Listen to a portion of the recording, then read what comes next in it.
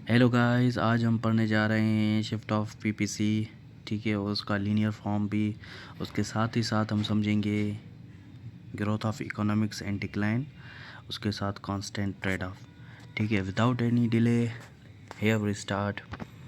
सबसे पहले आपको मेरा लास्ट लेक्चर याद होगा। ठीक है, उसमें मैंने पीपीसी के बारे में पढ़ाया था। अगर आपने वो नहीं देखा है तो लाजिम देखिएगा, वरना ये लेक्चर आपको समझ में नहीं आएगा, ये वीडियो आपको समझ में नहीं आएगी। ठीक है ना।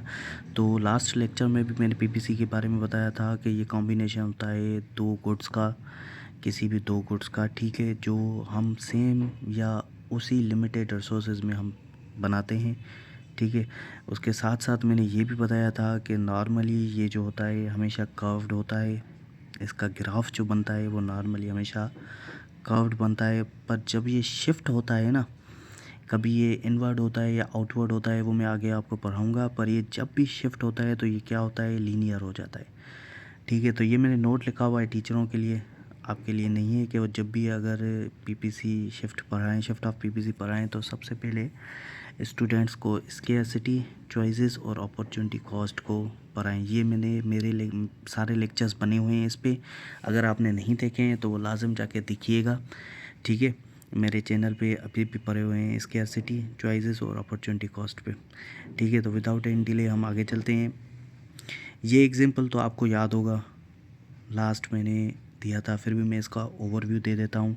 ये एक गांव था जिसके पास 2 टन या जितनी भी ज़मीन थी, उस ज़मीन के हिसाब वो कॉटन या वीट दोनों में से सिर्फ 30 टन ही उगा सकते थे। या तो वो 30 टन गंदम उगाते तो कॉटन ज़ीरो हो जाती थी, या फिर वो 30 टन कॉटन उगाते तो गंदम ज़ीरो हो जाती थी। पर इन रियल लाइफ हमें दोनों चाहिए थी, दोनों की ज़रूरत थी। तो हमने पीपीसी के तहत उनको 6 पॉइंट्स दिए हुए थे। ये आपको सारे लिखे हुए हैं 6 पॉइंट्स भी, और उनकी वजाहतें, एक्सप्लेनेशंस भी यहाँ पे लिखी हुई हैं। ठीक है, तो अब इसी की तरह इसी ग्राफ को हम पकड़ के, या इसी एग्जांपल को पकड़ के हम शिफ्ट ऑफ पीपीसी आज पढ़ेंगे। ठीक है, आगे चलते हैं। सबसे पहले तो शिफ्ट ऑफ पीपीसी, ये हमेशा याद रखिए कि पीपीसी का कर्व स्टे नहीं होता है, हमेशा फिक्स्ड नहीं होता है। हर साल वो चेंज हो जाता है। हर साल जैसे सैलाब आ गया, लो जी गंदम कम हो गई, शिफ्ट हो गया पीपीसी। ठीक है, तो ये हमेशा सेम नहीं होता है। या टेक्नोलॉजी बढ़ गई, हर साल नई टेक्नोलॉजी आ रही है, नई टेक्नोलॉजी आ गई, लो जी शिफ्ट चेंज हो गई, पीपीसी शिफ्ट हो गया। ठीक है, तो ये दो तरीक़ों से शिफ्ट होता है। एक होता है शिफ्ट आउटवर्ड, एक होता है शिफ्ट इनवर्ड। ठीक है, सबसे पहले हम आउटवर्ड पढ़ते हैं। शिफ्ट आउटवर्ड क्या होता है, वो हमेशा हमें इकोनॉमिक ग्रोथ बताता है। ठीक है, ये क्यों होता है, क्योंकि या तो हमारे पास रिसोर्सेज ज़्यादा हो गए हैं, ज़मीन बढ़ गई भाई, हमने 2 जरे पे ज़मीन ले ली या 2 एकड़ ज़मीन और ले ली। या फिर हमारे पास टेक्नोलॉजी आ गई, जैसे पहले हमारे मज़दूर जो थे, फार्मर्स जो थे, वो हाथ से गंदम को काट रहे थे, अब भाई हमने टेक्नोलॉजी लगा दी, अब मशीन काटती है। ठीक है, या तो टेक्नोलॉजी बढ़ गई। ये दोनों चीज़ें जब बढ़ती हैं तो ऑटोमेटिकली हमारा जो पीपीसी है वो शिफ्ट हो जाता है आउटवर्ड। ठीक है, ठीक है ना। इस पर मैंने नीचे एग्जांपल भी दी हुई है। ठीक है, मशीन्स हो गई, इन्वेंटेड कर दी, नई मशीन्स आ गई फार्मर्स के लिए। ठीक है, तो आगे चलते हैं, मैं आपको दिखाता हूँ ये कैसे आउटवर्ड शिफ्ट होता है। ये देखें, ये जो हमने पिछली स्लाइडों पे इसी एग्जांपल पे ये ब्लू वाला पढ़ा था। ठीक है ना, ये 6 पॉइंट थी। टोटल हमारे पास 30 टन या तो गंदम उगाते, या तो 30 टन हम कपड़ा उगाने थे। पर देखें, जब पीपीसी शिफ्ट हुआ आगे की तरफ, देखिए इकोनॉमी ये अब ग्रोथ बता रहा है। ये जो ग्रीन वाला है ना पीपीसी 2, ये पीपीसी 2 है। जो ब्लू वाला है वो पीपीसी 1 है, करंट जो इस वक्त हमारे पास सिचुएशन है। पर जब हम कोई भी उसमें नेचुरल रिसोर्सेज लगा रहे हैं, या मशीनरी नहीं आ रही है, या ज़मीन हमने नई ज़मीन 2 जरे बोर ले लिए, तो शिफ्ट हो रहा है आउटवर्ड। ये हमें ग्रोथ बता रहा है। देखिए कितनी ग्रोथ हो गई, 35 टन से भी ऊपर चले गए हम।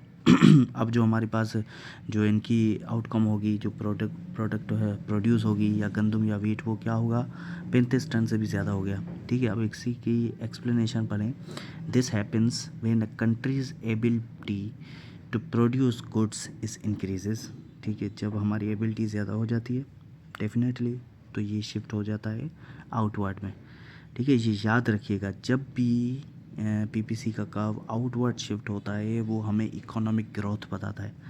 ठीक है, it means the economy can make more both of goods wheat और क्लॉथ देन बिफोर, पहले से हम ज़्यादा बना सकते हैं।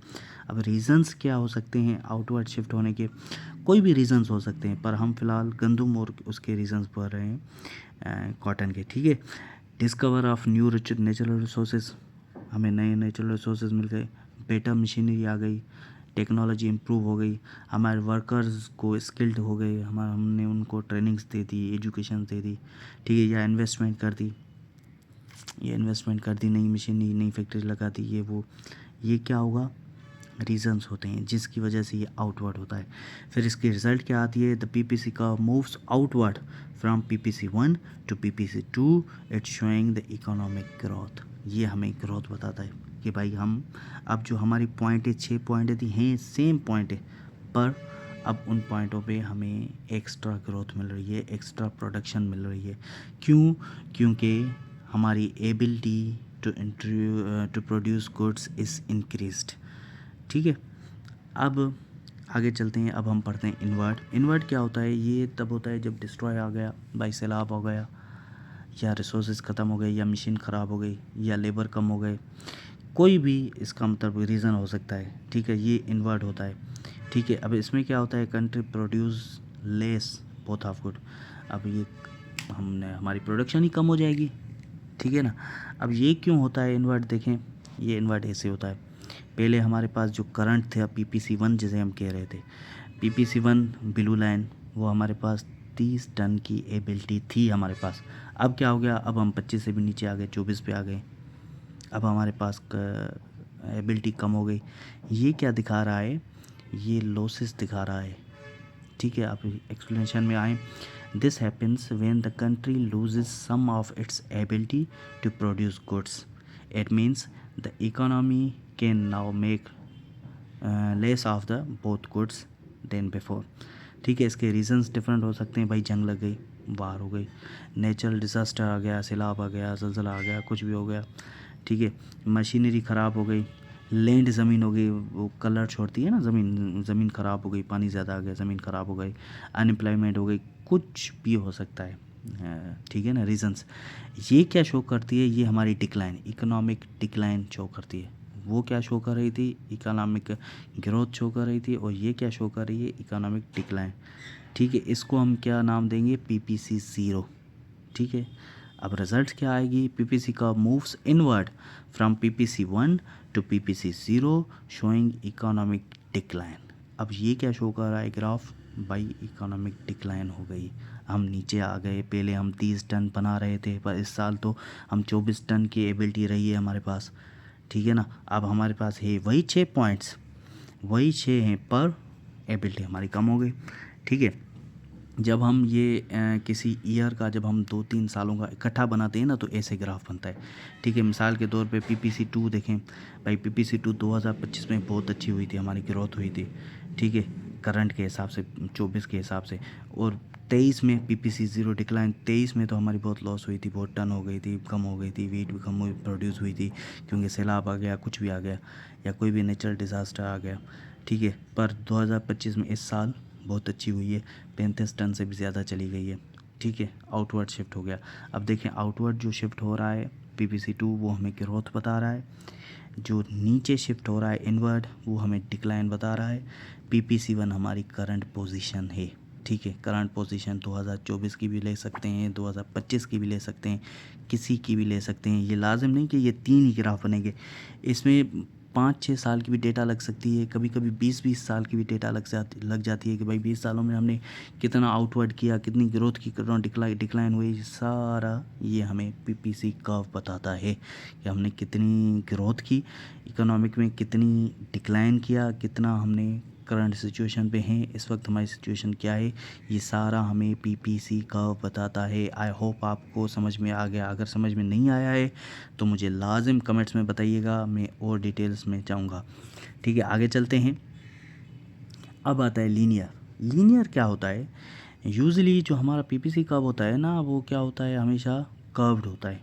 ठीक है, ये देखिए कर्व्ड है ना, ये तीनों कर्व्ड है, ठीक है। हमारा यूजली जो ज़्यादातर होता है वो हमेशा कर्व्ड में ही बनता है, पर जब भी अपॉर्चुनिटी कॉस्ट हमारी सेम हो जाए, इंक्रीज़ ना हो, वहीं पे हो, तो लीनियर बनती है। अब ये कैसे होती है मैं आपको बताता हूँ। It happens when resources are equal efficient in producing both goods, opportunity cost remains constant. अब ये कैसे हुआ अब मैं बताता हूँ। मिसाल के तौर पे आप देखें, गंदम का ही मिसाल लेते हैं, ठीक है। वहाँ पे जो मशीनरी लग रही है, 5 लेबर लग रहे हैं गंदम उगाने में, यही 5 लेबर और यही मशीनरी वीट को उगाने में भी लग रही है, ठीक है। दोनों में सेम सेम हो गई, ठीक है। अगरचे अब क्या होगा, अगर हम वहाँ की 1 एकड़ ज़मीन वहाँ से लेकर हम गंदम उगाएं तो बात तो सेम हो जाएगी, ठीक है। क्यों? क्योंकि वहाँ से 1 टन गंदम कम तो हो गई, पर वहाँ से 1 टन कॉटन भर गई, 1 टन ज़्यादा हो गई, 1 यूनिट ज़्यादा हो गई गंदम। बात क्या हुई? सेम हो गई, ना वो कम हुआ ना ये वो ज़्यादा हुआ। एक और मिसाल दूँ मैं आपको, जैसे कि मिसाल के तौर पे मैं आपको कंपनीज़ बताता हूँ। कंपनीज़ जैसे होती हैं ना, गुल अहमद हो गई, कोई भी ब्रांड हो गई, अलकरम की हो गई, उनकी जो ब्रांचेस लगती है। अभी कभी कभी क्या होती है कि भाई मिसाल के तौर पे लाहौर की ब्रांच ने इस बार अर्निंग नहीं की। इस बार जो लाहौर की ब्रांचेस थी वो सारी मतलब कि ब्रेक इवन पे गई, नो लॉस नो प्रॉफिट पे गई। पर जो इस्लामाबाद की ब्रांचेस थी उन्होंने कमाया। अब क्या हुआ, उन्होंने तो नहीं कमाया पर इस्लामाबाद ब्रांच ने तो कमाया ना। तो क्या होगा, ये मर्ज होके ये क्या होगा, अपॉर्चुनिटी कॉस्ट जो हमारी लाहौर की थी, लाहौर में हमने नहीं कमाया, वो वहाँ पे मर्ज हो गया, हमने वहाँ से कवर कर लिया। ये इसी तरह लीनियर बनता है। क्यों? क्योंकि opportunity cost remains constant, constant ही रहेगी। क्यों? क्योंकि आपने वहाँ से तो नहीं कमाया, वहाँ से अगर आपने खोया तो वहाँ से आपने कमा लिया, वहाँ से आपने नहीं कमाया, वहाँ से तो कमाया। वहाँ से आपने 1 टन गंदम कम कर दी, पर वहाँ से 1 टन कॉटन तो भर गई ना, 1 टन कॉटन ज़्यादा हो गई। ये होता है, यही एग्जांपल में ये बता रहा है। A worker can produce 1 unit of wheat और 1 unit of cloth with equal skills. If a country moves resources, it always give up 1 wheat for 1 cloth, ठीक है। अगर वो 1 wheat गिव अप करेगी तो 1 क्लॉथ की, 1 कॉटन की यूनिट ज़्यादा हो जाएगी। ये होता है लीनियर, ठीक है। पर अगर 1 टन अब अगर हम गंदम नहीं उगाते हैं और वहाँ पे हम 1 टन कॉटन भी नहीं उगा पा रहे हैं, फिर क्या होगा, फिर कर्व्ड हो जाएगा। फिर क्या हो, फिर हमारी लॉस हुई। क्योंकि हमारे पास टेक्नोलॉजी तो थी गंदम उगाने की, हमारे पास मज़दूर भी थे, रिसोर्सेज भी थे, पर हमने गंदम नहीं उगाया। हमने क्या किया, कॉटन में चले गए, वो रिसोर्सेज भी हमने वहाँ लगा दिए। अब वो रिसोर्सेज वहाँ पे तो किसी काम के नहीं थे, गंदम के बीज कॉटन में तो नहीं उगेंगे। इसलिए ये क्या होता है, कर्व्ड, फिर कर्व्ड बन जाता है। पर लीनियर तब बनता है जब हमने 1 टन गंदम को छोड़ा तो 1 टन कॉटन ज़्यादा उगाई। ये लीनियर होता है, ठीक है। आगे चलते हैं। ये देखें, कर्व्ड पीपीसी ऐसे होता है, लीनियर हमेशा सीधा होता है। अब इसमें पढ़ें, कर्व्ड में क्या होता है, कर्व्ड पीपीसी में इंक्रीज अपॉर्चुनिटी कॉस्ट, लीनियर में क्या होता है, कांस्टेंट अपॉर्चुनिटी कॉस्ट, ठीक है। The PPC curve is because resources are not equal efficient. ये तब होता है जब हमारे पास इक्वल एफिशिएंट नहीं होती। जैसे मैंने पहले बताया कि अगरचे गंदम के लिए हमारे पास बीज भी था, हमारे पास फार्मर भी थे, पर हमने क्या किया, हमने कहा कि नहीं भाई हम गंदम पे टाइम ज़ाया नहीं करेंगे, हम कॉटन करेंगे, कॉटन पे चले गए। तो 1 टन गंदम हमारी ज़ाया हो गई, हमारे रिसोर्सेज ज़ाया हो गए, हमारी जो एफिशिएंसी थी वो ज़ाया हो गई, ठीक है ना। यही होता है कि गिव अप कर दिया हमने। Some workers are better to making cloth and some are making to wheat. Switching them reduce efficiency. अगर हम उनको स्विच कर दिया तो हमने उनकी एफिशिएंसी को रिड्यूस कर दिया, ठीक है ना। यही मैंने अभी बताया। So the opportunity cost increase as production shifted, ठीक है। पर लीनियर में क्या होता है, वर्कर्स कैन मेक 1 टन गंदम और 1 ton cotton with equal efforts, ठीक है। सेम तरीके से, सेम टेक्नोलॉजी यूज़ करके अगर हम 1 टन को गिव अप करते हैं तो दूसरा टन खुद ब खुद वहाँ से ज़्यादा हो जाएगा तो क्या हो जाएगा, अपॉर्चुनिटी कॉस्ट हमारी सेम हो जाएगी, हम लॉस में नहीं जाएंगे, क्योंकि वहाँ से कम हुआ तो वहाँ पे ज़्यादा हो जाएगा। ठीक है, यही फ़र्क होता है। अब आगे चलते हैं, रियल लाइफ का एग्जांपल ये देखें।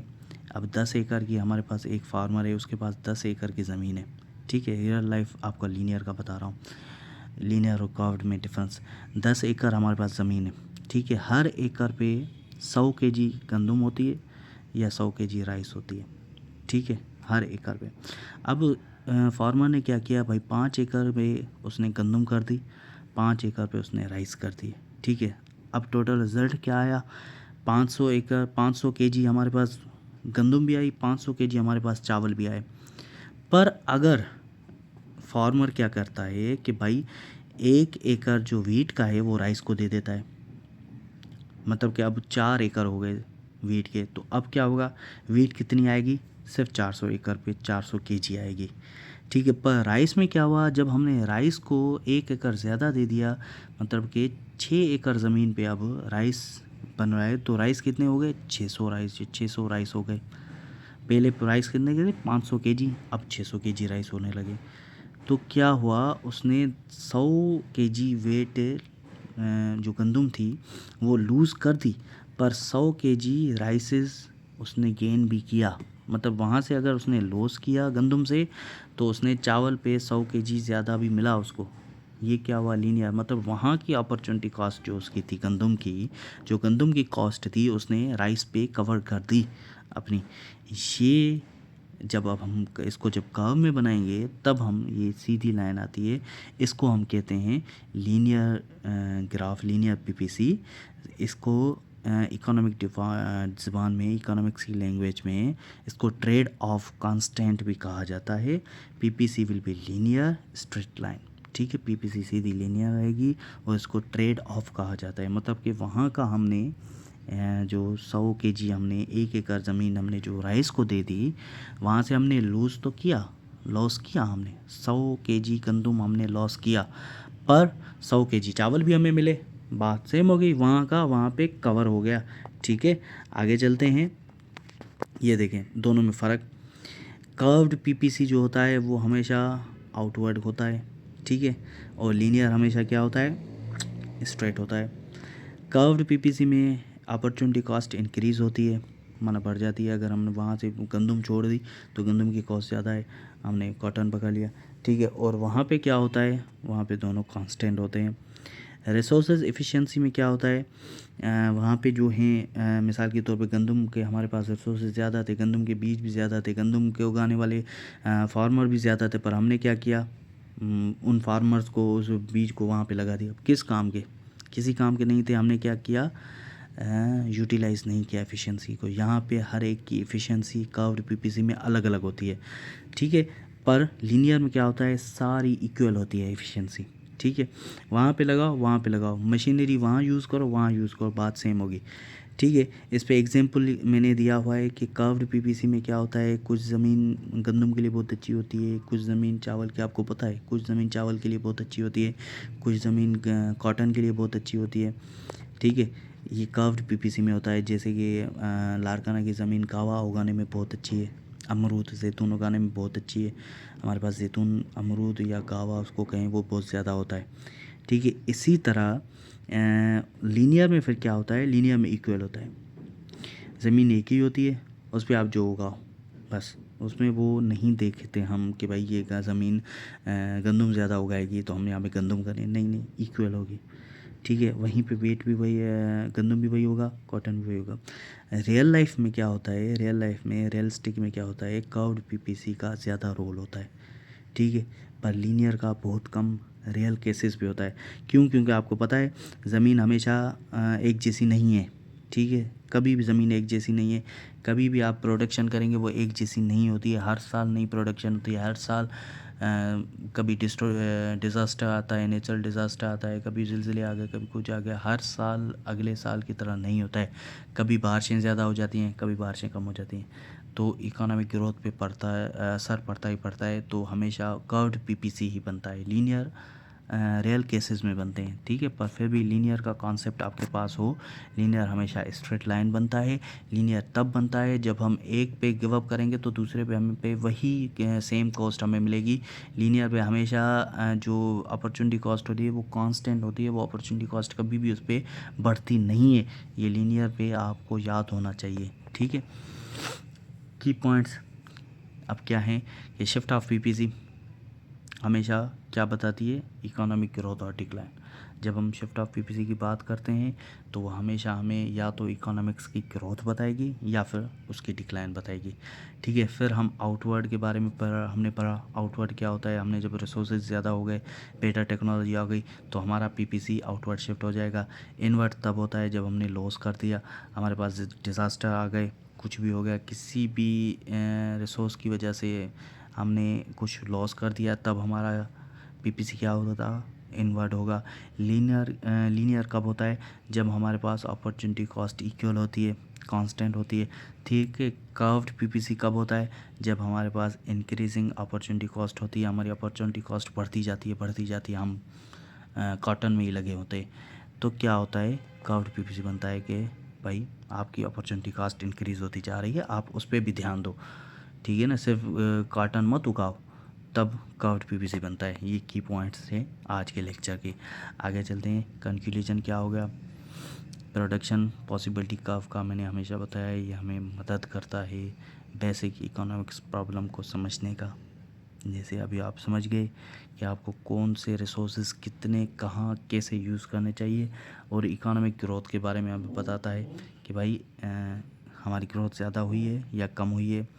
ये हमेशा हमें दिखाता है स्कैर्सिटीज़ के बारे में, हमारी रिसोर्सेज आर स्कैर्स, हमें मस्ट चॉइस लेनी है किसी न किसी पे, ठीक है। और हमेशा ये भी हमें बताता है पीपीसी कि every choice has a opportunity cost, her choice पे आपको कोई ना कोई कीमत अदा करनी पड़ती है, ठीक है। ये हमेशा हमें बताता है। The shape of PPC curved और लीनियर, या पीपीसी का या कर्व्ड होता है या लीनियर होता है, ठीक है। It tells at how opportunity cost changes, ये हमें अपॉर्चुनिटी कॉस्ट चेंजेस के बारे में बताता है। व्हेन रिसोर्सेज और technology improves the PPC shift outward showing economic growth, ठीक है। जैसे मैंने पहले भी बताया कि पीपीसी का जब शिफ्ट होता है आउटवर्ड की तरफ तो वो हमें इकोनॉमिक ग्रोथ बताता है, जब इनवर्ड होता है तो हमें इकोनॉमिक डिक्लाइन बताता है। ये हमेशा याद रखिएगा, कोई भी सवाल आए उसमें पूछा जाए कि PPC curve, if PPC curve shift outwards what it shows economic growth, ठीक है। और अगर सवाल आए कि if PPC curve shift inward what it shows the economic decline, ठीक है। In short PPC explains how economics make decisions or choices to get the best uses of their limited resources, ठीक है। आई होप आप समझ गए होंगे। Thank you, मिलते हैं अगले लेक्चर में। या कोई भी सवाल हो तो मुझे लाजिम कमेंट सेक्शन में बताइएगा, इंशाल्लाह अगले उसमें मिलेंगे, अगली वीडियो में। अल्लाह हाफ़िज़।